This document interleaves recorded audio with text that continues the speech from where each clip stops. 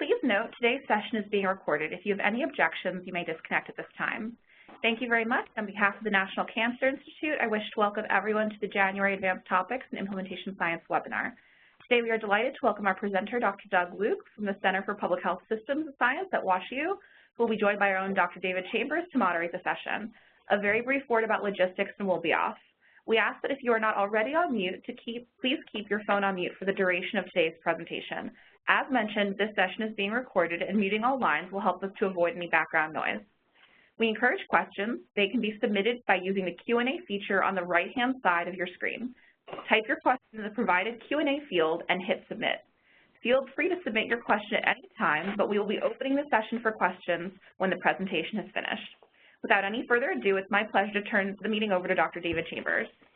Thank you, Sarah, and thanks to everyone who is joining us today. This is our second attempt to have this webinar. The first time around, we had some interesting, unexpected technical difficulties, and we thought we were clear to go until a massive snowstorm put us a few days behind schedule. But thankfully, things have thawed out enough for us to be able to have Doug joining us today. So you should see Doug's picture on the screen, and Doug is a professor and director of the Center for Public Health Systems Research at the Brown School at Washington University at St. Louis. He has really been such a leader for us in thinking about the contribution of different system science technologies to a range of different areas, but particularly for implementation science. He has also notably really helped to advance our understanding of how programs should consider the planning for sustainability and has developed tools there as well. But we've recognized for a number of years now how the potential for different system science approaches to provide us opportunities to study questions of dissemination and implementation has yet to be really advanced as much as we would like. And so it's with Doug's help today and with your continued efforts that are going to best identify how we use these tools that aren't as common in broader health services research and are certainly underused in implementation science to their best ability. So rather than taking any more time, just want to welcome Doug, turn it over to him, and off we go. Thank you, Doug, for joining us for this. And thank you, David and Sarah, for the invitation.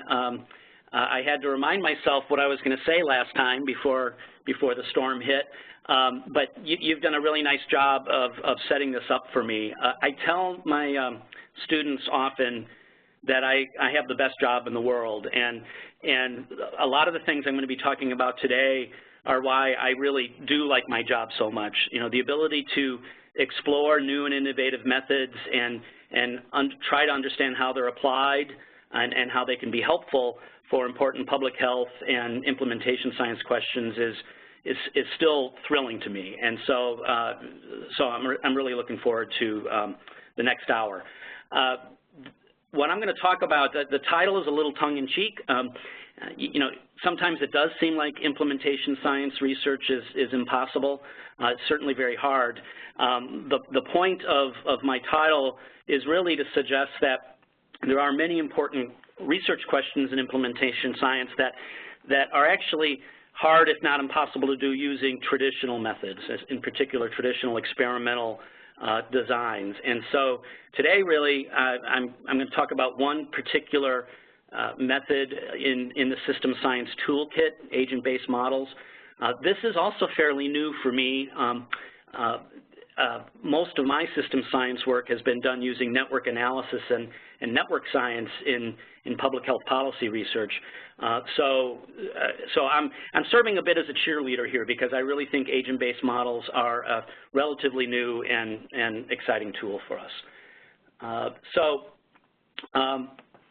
Essentially, I've got two goals. I want to talk a little bit about system science and agent-based modeling and why I think they're important for implementation research. And then I'm going to present one particular example of some work that we've done here at our center. And as David mentioned, I'm sitting in the Center for Public Health System Science here at WashU, and most, if not all, of what I'm presenting here today really comes out of a interdisciplinary effort The team involved with Tobacco Town in particular wouldn't have been able to do this without Amy Sorg and Todd Combs' help. And the tobacco policy work is done in partnership with Kurt Ribisol from University of North Carolina, Lisa Henriksen at Stanford, and the modeling work I'm going to be talking about is with a close collaboration with Ross Hammond from the Brookings Institution. So, why is system science important for D&I work? This is a conceptual framework that I've presented in a few different places, and it's really inspired by Glass and McAtee, and it just suggests that when we're looking at implementation of new programs, policies, or practices, it sits in the context. There are things that a particular policy sits inside of, for example, in an organizational setting, and there are things that are going on within the policy or practice setting itself. These are also things, especially implementation, that play out over time. And so you've got levels of analysis, you have temporal dynamics that are going on, and this suggests that we really need to use research methods that take those characteristics into account, or at least they take them seriously. So, and I'm not, you know, a lot of people have talked about this, including our illustrious David Chambers and our friend Russ Glasgow. They did a really nice paper laying out a framework for understanding challenges in implementation science and study design opportunities. And I circled the top part of this table because it's essentially totally relevant for everything I'm going to say. That in implementation science, context is critical. It's complex, and it's complex in a multi-level way. We need to think about systems characteristics, and this is why things like system dynamics, network analysis, agent-based modeling are such useful tools for us.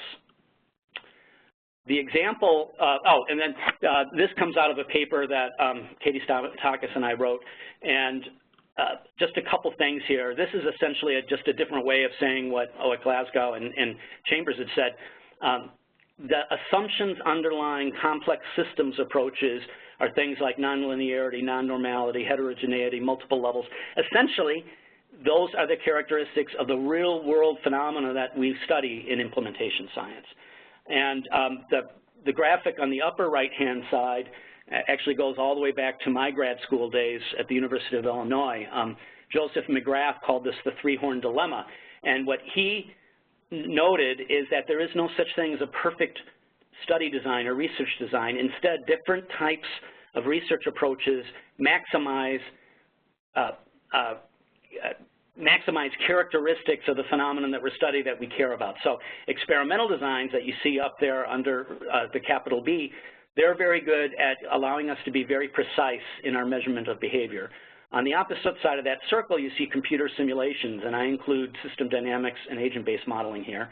And they're not so good at precision of measurement of behavior, but they are much better at, for example, the realism of context.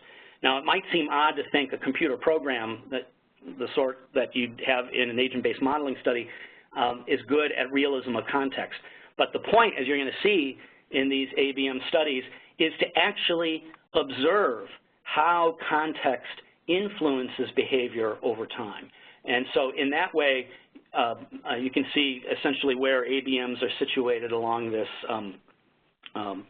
circular schematic. So all of the work that I'm going to talk, or most of the work I'm going to talk about in the next few minutes come out of our work in tobacco control policy research. And tobacco control is a great example of a complex system. On this slide, you can see that it's certainly multi-level.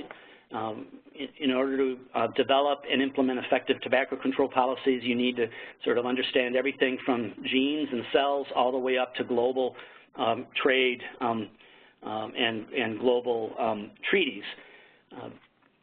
So it's complicated, and this complicated system has been described. This is a picture from an NCI monograph that Scott Leishow headed up. It was called the ISIS monograph, which of course has different connotations these days. I haven't asked Scott if he wants to go back and rename that, but as part of that, a causal loop diagram was created showing the the heterogeneous actors involved in tobacco control, their interrelationships. What you see here is I've added shading and sort of labels to the section because otherwise it's just too hard to see. And you can see that government, researchers, consumers, state and local programs, tobacco industry, retailers are all involved in this complicated system. And if we're going to want to do a better job of preventing kids from starting to smoke and increasing cessation rates, it turns out we need to sort of take much of this complex system into account in our research. So I'm actually going to skip that for now. So why system science? Well, system science is a set of methods that are very useful when we are studying complex systems made up of heterogeneous actors. In public health, there are three major tools that we think of as comprising the system science toolkit. I want to show you this because we're going to focus mostly on agent-based modeling, but when we say system science, we really mean a much broader array of methods. System dynamics are the sorts of models that they're essentially top-down models that allow us to understand complex systems from often a population level. Network analysis is an empirical as well as a modeling approach that is used to understand social structures and relationships among social actors. What we're going to talk about is agent-based modeling. Agent-based modeling uses computer simulations to examine how these heterogeneous elements of a system interact with each other and how their environments, their physical and social environments, shape those interactions. So let's say a little bit more about agent-based modeling. Well, I already sort of said this. This is a traditional definition of agent-based models. The important things here are these models have agents. These are actors that are modeled individually in the computer, and they're allowed to interact with one another. That's one of the distinguishing features that differentiates system dynamics models, which generally don't have individual actors, from agent-based models. For us, I think that makes agent-based models very interesting because when you model individual actors, you allow for emergent behavior to be observed, and the sort of, what we often decry as unintended consequences when we're studying the effects of policy implementation, those unintended consequences are the sort of emergent behaviors that you might be able to observe in an agent-based model. So I'm going to test this out. I'm going to pop out of the WebEx thing here, and I'm actually going to show you, okay, we're doing pretty good on time. I'm going to show you a pretty famous agent-based model. And for those of you in the audience who are interested in exploring agent-based models, one of the best ways is to go and download this software that I'm showing you right now. It's called NetLogo. It's developed by Northwestern University. And there are a number of real-world agent-based models that come with the software. I'm going to show you one. This is called the flocking model. And this is an agent-based model that was developed to try to reproduce the complex behavior of birds flocking in the sky. You would think that you would have to have millions of lines of code if you wanted to reproduce the dynamic nature of birds flying. But what we see here in this agent-based model, the agent-based model is actually based on 3 rules, which I'll talk about in just a second. But before we do that, I'm going to demonstrate this. What you see here in the NetLogo is a set of random birds, and I'm going to operate the model. And what you should be seeing, hopefully on your screen, is they looked random at the beginning, but now what we have are these flocks of birds. And this is done with a fairly simple set of computer code that, as I said, has 3 rules. Let me just pause on the rules for a sec, but let me demonstrate one thing here. I'm going to stop this, and these are parameters on the left-hand side of the screen, and there's a parameter here about how far each bird can see. I'm going to pretend that we have pretty blind birds now. So we start with the same random set of birds, but they just can't see very well. And now when we run the simulation, what you see is they're not really forming flocks. That is, if you can't see the other birds, you can't follow the 3 rules and form themselves into these flocks. So by changing one parameter, we dramatically change the behavior of what we're modeling. Let me come back to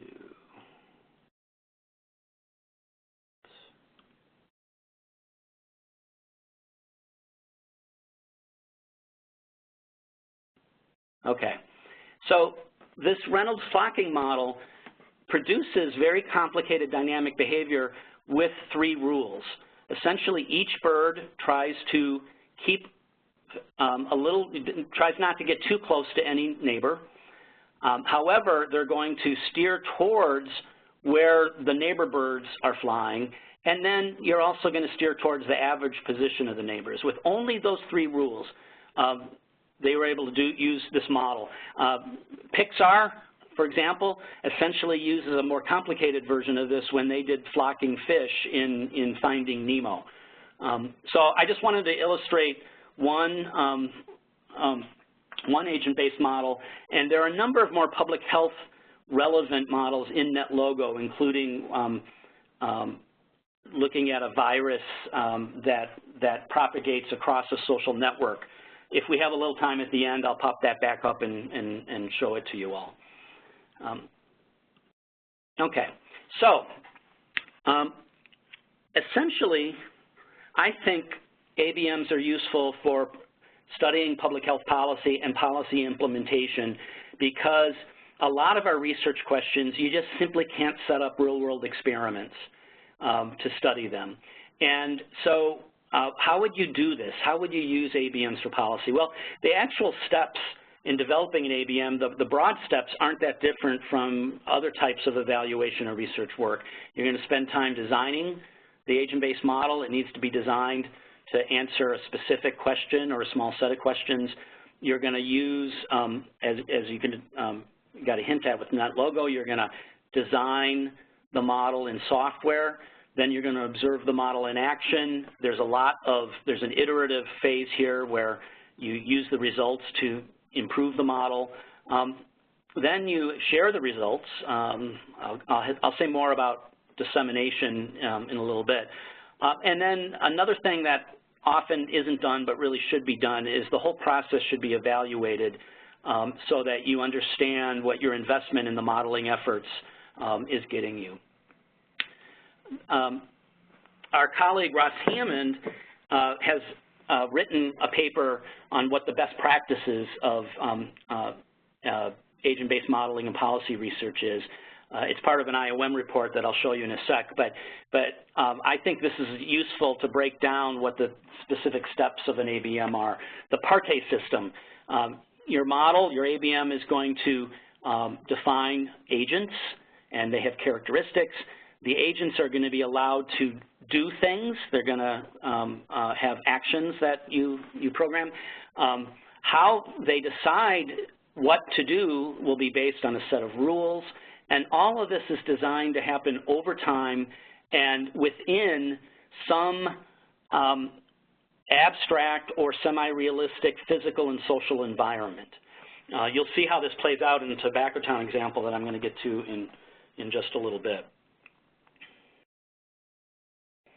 So I mentioned I was part of a panel last year that was asked by the FDA to review how they were using agent-based models in their tobacco regulatory efforts.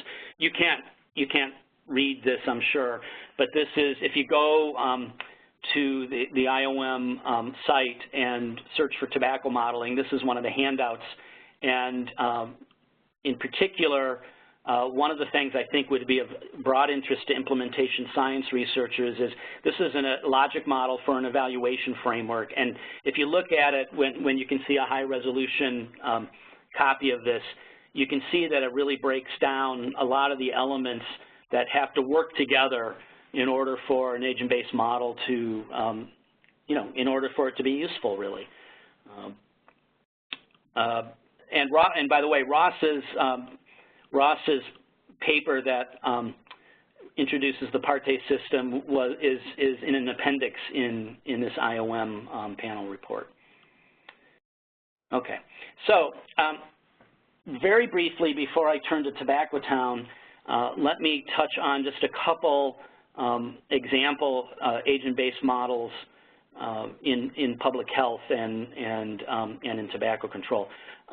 One of the more successful systems modeling efforts in tobacco control is what's called SysNet, which is actually a complex multi-layered systems modeling approach to try to understand the consequences of investing in tobacco control in terms of cancer outcomes. One of the neat things about this project, and what you see over on the right-hand side, is an agent-based model is built in to a higher-level system dynamics model. And in the agent-based model, every single smoker in the United States is modeled. Their life is modeled in terms of smoking and whether they develop cancer and I also think heart disease and whether they died from that. And so this is a good example of agent-based models being connected to other types of system science models. This is work out of the Brookings Institution, and it suggests how agent-based models can use social networks. This is a study of what are the effects of social network characteristics on tobacco control messaging. And it turns out you find very different results depending on who the anti-smoking who the pro-smoking people are. If they're clustered close together, it turns out it's harder to get a tobacco control message to propagate through a social network. In public health, some of you may already know about this, but infectious diseases are actually the most common. They were the first and by far the most successful places where agent-based models have been used. I'm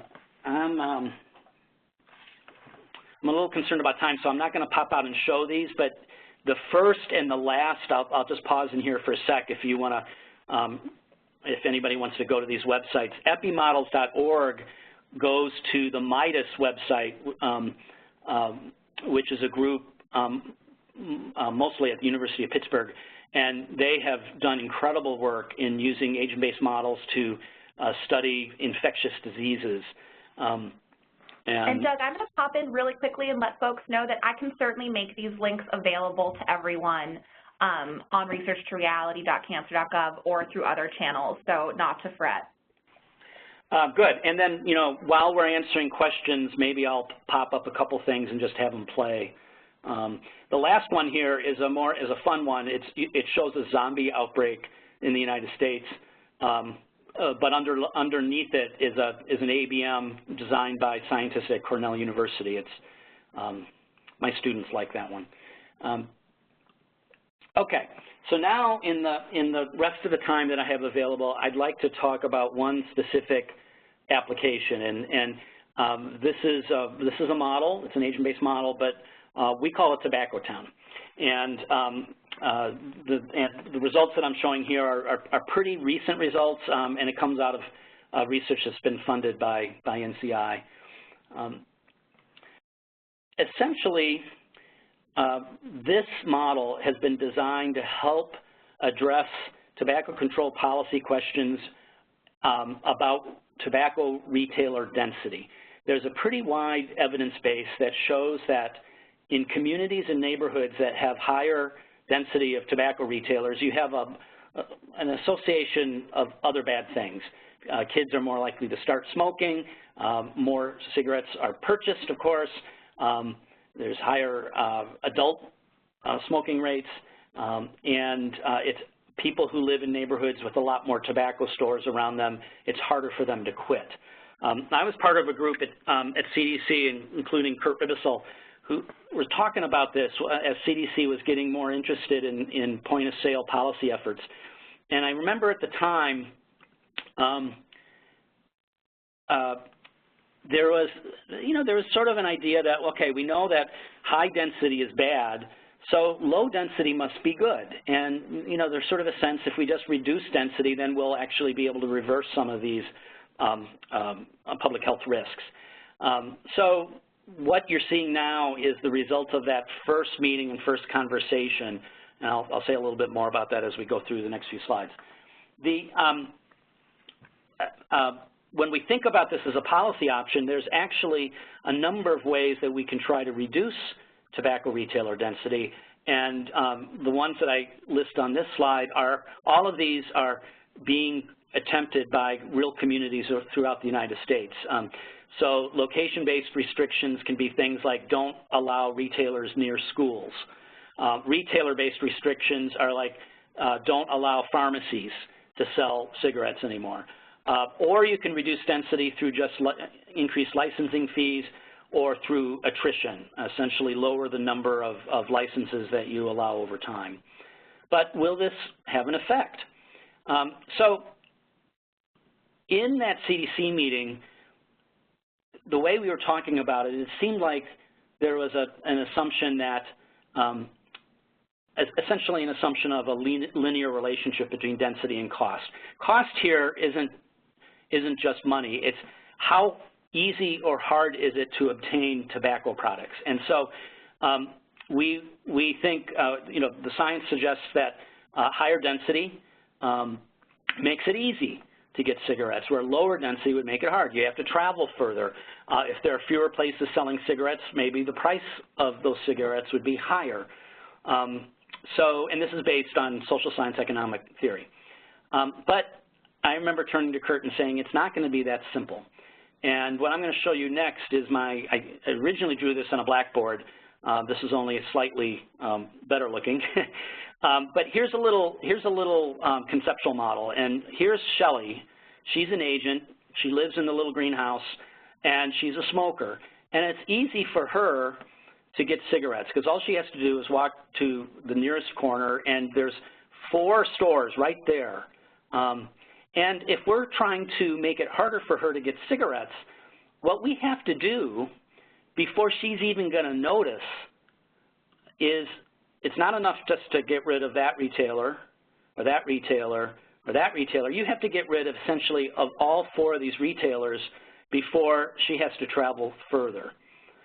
That is, there's probably going to be some sort of nonlinearity or threshold effects when we look at the effects of policies that are reducing the density of tobacco retailers. So instead of this relationship, it's probably going to be something more like this. This is also the sort of thing that systems methods are quite good at, of identifying threshold points, tipping points, when there are more complicated nonlinearities or dynamic feedback loops. These are all things that system science methods are pretty good at. So what we proposed, essentially here, when we think about this, there are actually a number of underlying economic and psychological and transportation, actually, reasons why we think lower density may have positive public health effects. So we proposed what we called Tobacco Town.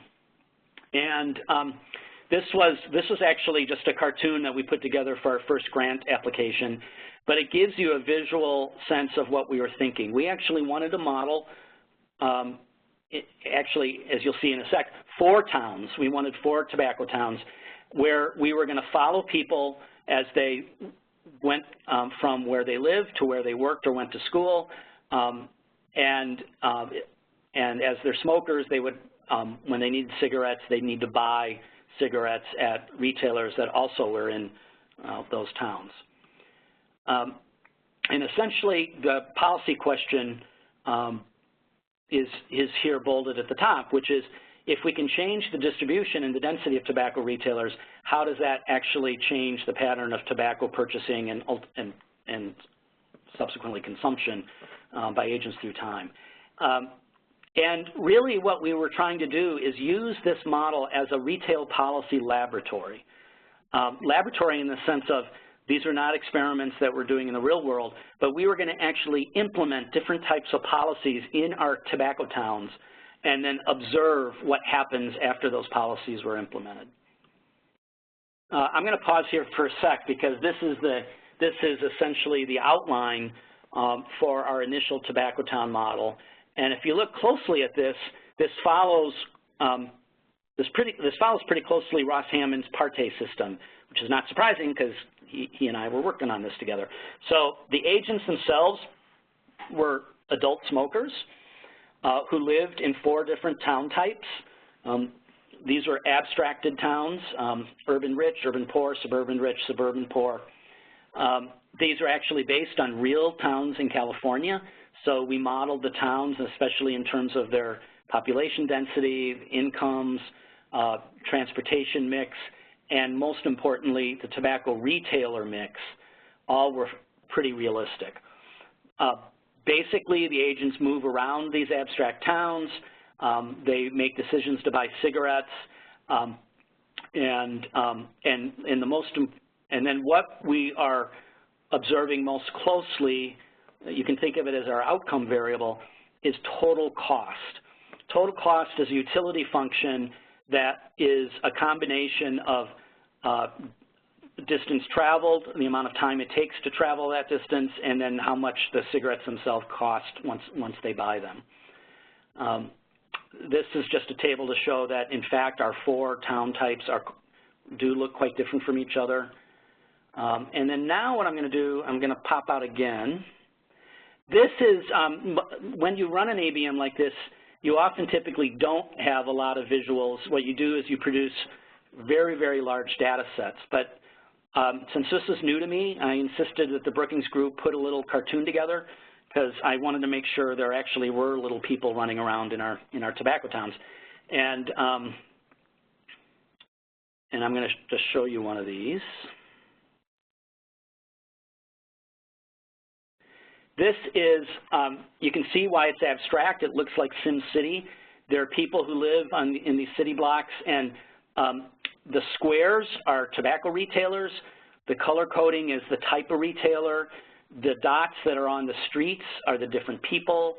They're color coded by whether they're driving or walking or riding bikes. And the squares will flash when somebody is buying cigarettes at that retailer. Now, this is from early in our study, and you'll notice that most of the residents were buying cigarettes in this upper left-hand corner, and we had to calibrate the model a little better to get a more realistic purchase pattern. But this is essentially what's going on. People are moving around in the virtual town and then buying cigarettes when we need them. Then what we would do is implement the policies and then see what changes happened in these 4 towns. And that's what I'm going to get back to next.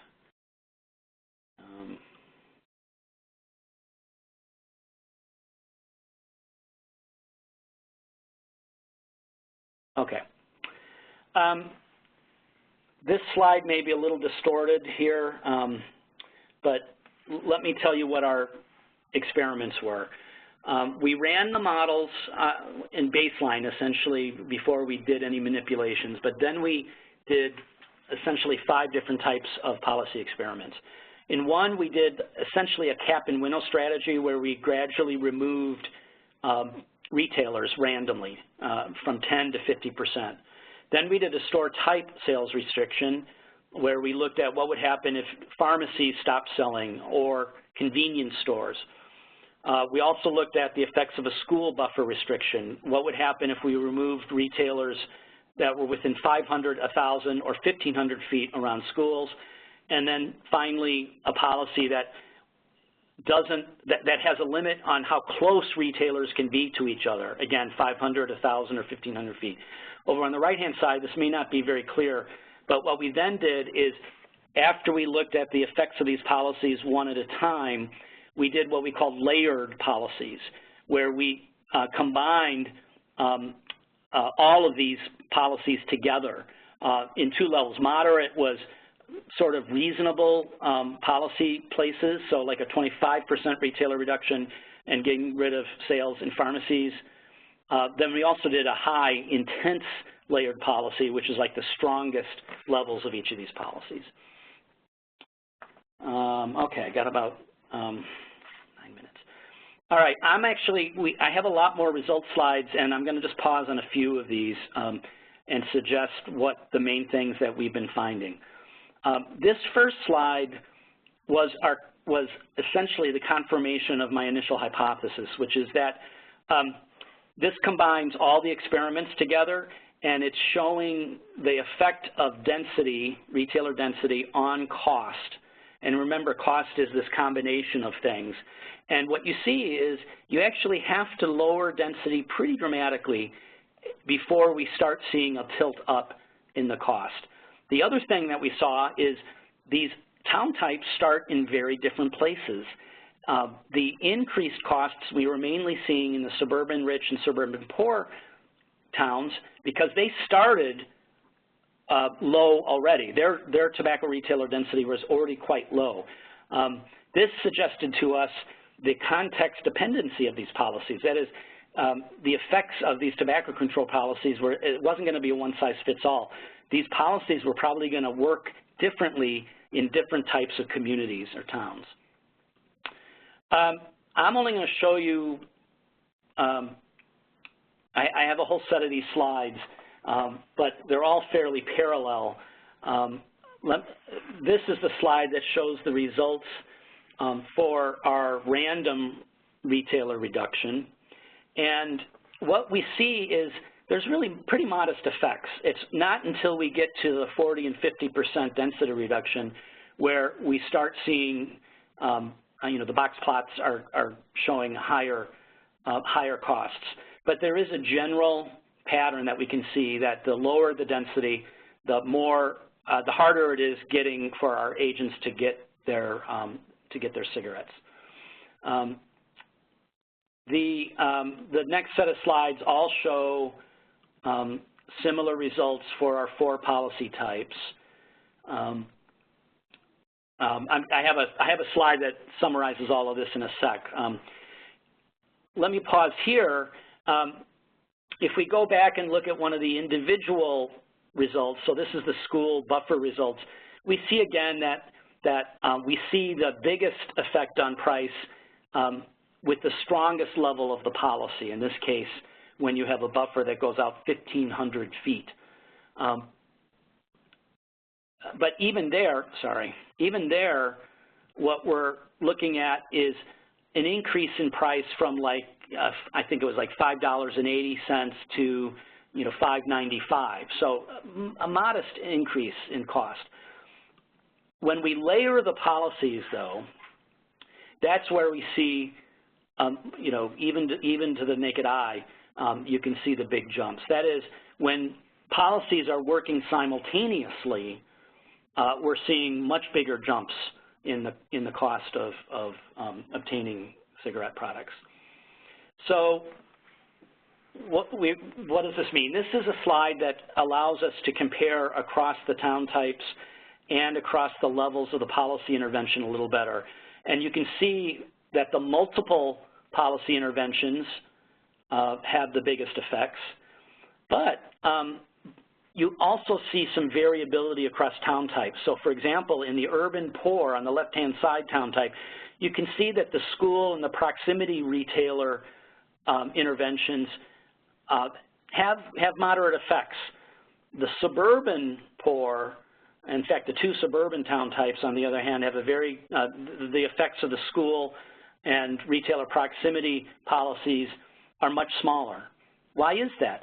Well, that's because in urban settings, you have schools and tobacco retailers, you know, the phrase is cheek by jowl. That is, it's very common for there to be cigarettes being sold right across from schools in urban settings. In the suburbs, you don't see that. So a policy that removes retailers from the area around schools is going to have a bigger effect in urban settings than in suburban. Whereas in the suburban settings, because their retailer density is pretty low to start with, the cap and winnow strategy that reduces density by a set percentage, we saw bigger effects. And then this last result slide is another way that we're trying to show those differences across the town types. So you see for the retailer cap, the expected increases in the total cost are higher for the yellow line, which is suburban rich, whereas for example, the retailer proximity buffer, the green line is the highest, which is the urban setting. Okay. So what do we think we're learning in Tobacco Town? Essentially, we think that the different policies you might roll out to reduce retailer density are operating in different ways. That is, they have underlying mechanisms for actually lowering the density, and it's useful to have a model like this to explore those mechanisms. Second, I actually think maybe the most exciting result of this is to show that one policy is not going to work for everybody, that you're going to maybe need to combine them and or tailor them for the particular characteristics of a state or locality. And then this won't surprise the policy people in the audience, but we already know this from tobacco control, and it's why CDC wants tobacco control programs to be comprehensive programs. Any one policy is going to have a limited effect. It's the combination of policies that really, I think, show much more promise. And that's another reason why we need agent-based models. Typically, when we want to have clean research designs, we are studying one policy at a time. But when new policies come into play in real-world communities, they're entering an existing, policy soup, if you will. And the ways that policies combine or maybe combat each other or maybe there's synergies, these are all things that I think using systems methods, we will, I think systems methods show great promise there. So a little bit more broadly about implementation science. ABMs, they started in infectious disease and public health, but through the great work of people like Ross Hammond and the Brookings Institution, we're starting to apply agent-based models in policy areas. Tobacco control, obesity, nutrition. There's some great examples of work in violence prevention and so on. The IOM report, if anybody's interested, if you look at this, you're going to see that we make a big deal about these efforts as being interdisciplinary in nature. And in fact, we review a number of models in the book, and what we found is when they aren't interdisciplinary and when modelers aren't talking to substance experts, like policy experts, those models tend to not be worth their investment. Let me finish up by leaving this on the screen just for a sec. Josh Epstein is one of the forefathers of agent-based modeling, and he wrote a great paper on why model. And in that paper, he basically gives us a list of why should we model other than prediction. This is what we tend to jump to, and certainly I'd say that many of the government agencies and funders in public health get most excited about the ability of these models to forecast. Epstein and I would suggest that there are many, many other reasons. In particular for me, I think the third bullet point, illuminate core dynamics. We often don't know, when we do experiments, we can tell if a policy works, but it often doesn't tell us why or how a policy works. And if we're going to be designing new effective policies, I think it's it would be good to know how it works. And I think agent-based models really are illuminating because they can help reveal what's really going on in a complex system. So there's a number of next steps, both for my work and in agent-based modeling in general, but here's a couple things that you all can look at that show I've glossed over the real challenges and complexities of doing this work. I list some of these here. The idea of what are the assumptions that are built into your model, the opportunity to combine different types of models. Something I'm very interested in is how do you integrate better social network information in these agent-based models. And I have reached the end. So that gives us I hope that left us time for some questions and discussion.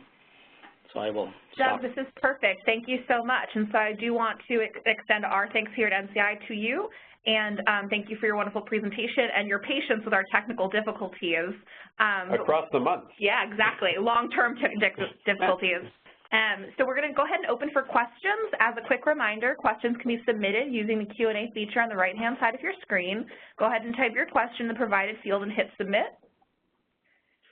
Yeah, and in the meantime, just wanted to open it up. So Doug, you've given us, I think you've whetted a lot of appetites in terms of, the use of different methodologies. And I was just curious, for those on the webinar who would be anxious to engage more, are there specific training opportunities that you would recommend, or what would you see as next steps to connect to those who want to jump more firmly into the area? Good question, and I'm going to turn a little bit of that question back to you, David, as representing NCI. But system science, it's relatively new, but it's not like brand new. And there are, and in particular, there's other disciplines and other areas, for example, business, that have been doing this much longer than public health.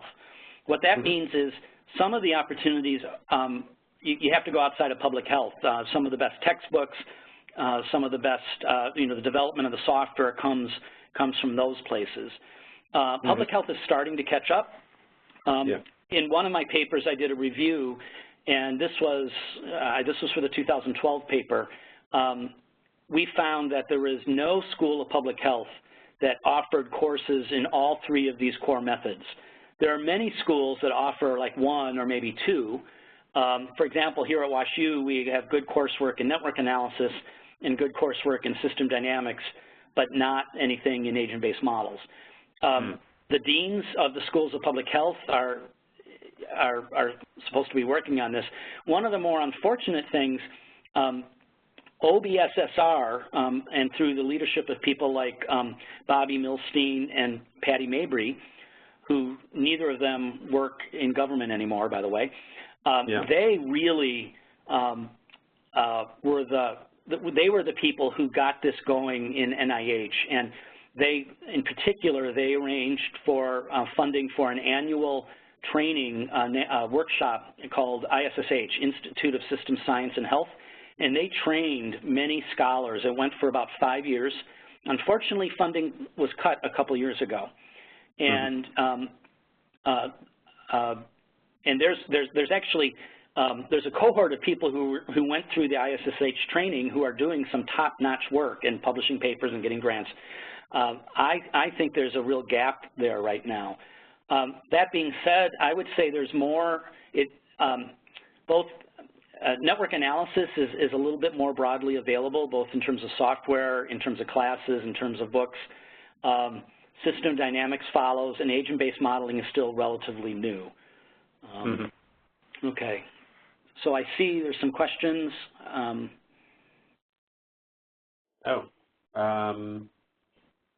trying. I'm looking myself. I don't yet see any questions. Well, I see two. You do? Yeah, and I don't know if they're just being sent to me. That is very possible, Doug. So if we unfortunately can't pitch them to you, it's being sent to you. So if you don't mind reading the question, share it with everyone. Yeah, that would be great. This is new for us. So thank you to those who have, so go for it. So let me answer the question that let me answer the easier question first. So there's a question, is it necessary or recommended that you do a network analysis first before agent-based modeling? And then a follow-up or clarification. Do you use the results of the network analysis to inform the agent-based modeling assumptions? As I said, this is actually something I'm very interested in. If you, can I pop out and pull up NetLogo again? Absolutely. Go ahead and share your screen.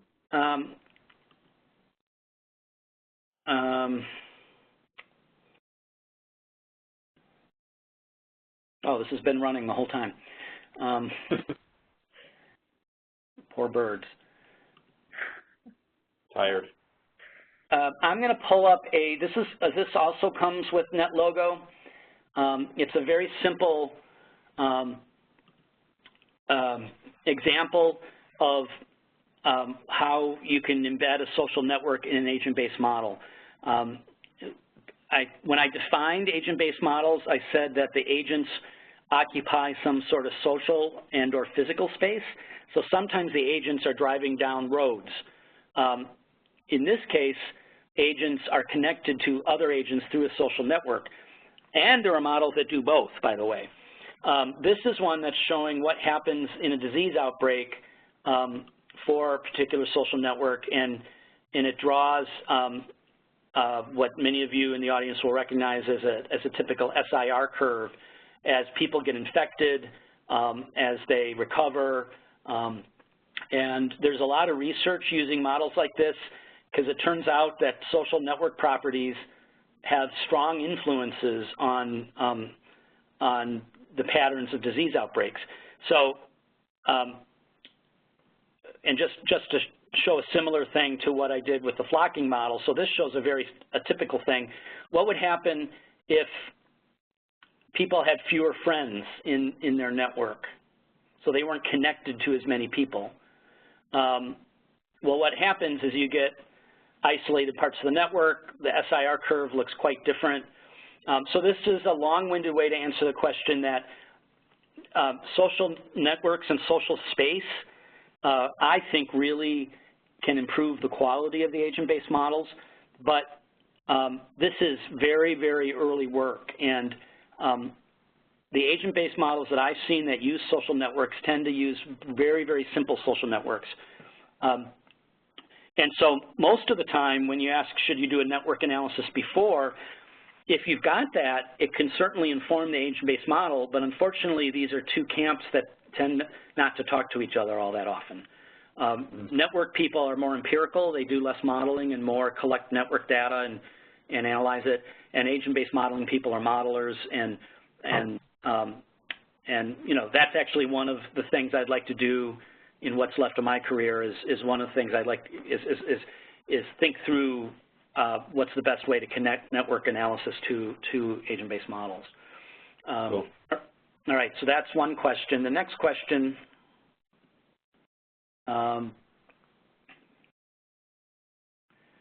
was, are you aware of any examples of agent-based models being used for understanding the influence of social determinants of health? There are some, and especially when you recognize that there's many ways of defining social determinants of health. Notice what an agent-based model does. We think of social determinants of health often at the population level, right? And we use, a lot of times we use epidemiologic models to do that. But if you actually want to uncover what are the maybe mechanisms that drive, for example, health disparities, there's a huge opportunity to understand that with agent-based models. But I would say I don't know, there hasn't been a ton published on this yet. So I would actually say there are people talking about it, and certainly I think this would be a useful tool but so far, because really, to be honest, in public health, 90% of the agent-based models have been in infectious diseases. And I made that 90% up. Oh, Anne. Okay, this is a great question. And how much time do we have left? Okay, just a few minutes. As you suggest, the better the inputs, interdisciplinary and specifics, the more realistic the interpretation. Thus, do we have enough research surveillance to provide the details? What would you suggest for getting info? This is another topic that's near and dear to my heart. One of the neat things about these interdisciplinary teams is if you have the empirical people, they make the model better because they will point you to what the best data sets are, what the best results are. But it goes both ways. For example, in Tobacco Town, we know a lot in tobacco control about who starts smoking when. It turns out we knew almost nothing about how far people would be willing to travel to get cigarettes. That's just, and so this ties in with, you know, the calls for things like ecological momentary assessment. But the modelers, one of the roles they play is they identify data gaps. What they can say is, look, it turns out we really need to know this particular piece of information. Often it's a dynamic piece. And the surveillance research or the experimental research just hasn't been done. And so you have this, I call it sort of a data modeling dance. You do the modeling, you see the results, you suggest where new data would be most helpful, and then hopefully the empiricists will go out and collect that data, and then the next round of modeling will be that much better. Now, here's an interesting thing, and those of you, especially the epidemiologists in the audience, there is this assumption that you can't do modeling if you haven't done, you know, if you haven't collected the right data. That's simply not true. In fact, model building can be most useful when there are important data gaps. And there's an interesting set of, when I've worked with the groups as we developed Tobacco Town, well, they're my friends, so I'll name them. Kurt and Lisa tended to be the most uncomfortable when, you know, we were going ahead and modeling some aspect where there wasn't that particular retailer density study that had been done. And they were like, how do you know what you're going to put in the model? And we'd say, well, we can do sensitivity analysis, and that'll suggest what some realistic values are. So there is some education where, and economists, I think, are better at this. They understand that modeling and trying to uncover what the underlying mathematical and dynamic relationships are is a valuable pursuit in and of itself, that it can inform progress in the discipline. And so the more data you have, that will help, but there is not a magic point where you can't start modeling until you get a certain amount of data. So that's a great question. And so with that, Doug, if you don't mind, I'm going to go ahead and jump in and say thank you again to both you and David for your time today, and let everyone on the line know that your feedback is important to us, and we encourage you to complete our online evaluation, a link to which will be sent to you shortly in an email. As mentioned, we'd like to continue this discussion from the webinar online at researchreality.cancer.gov, where you can find an archive of this session. You can engage with speakers, find resources, and participate through discussion posts and forums. Thank you for joining us for this webinar. We hope to see you next month, and you may disconnect at this time.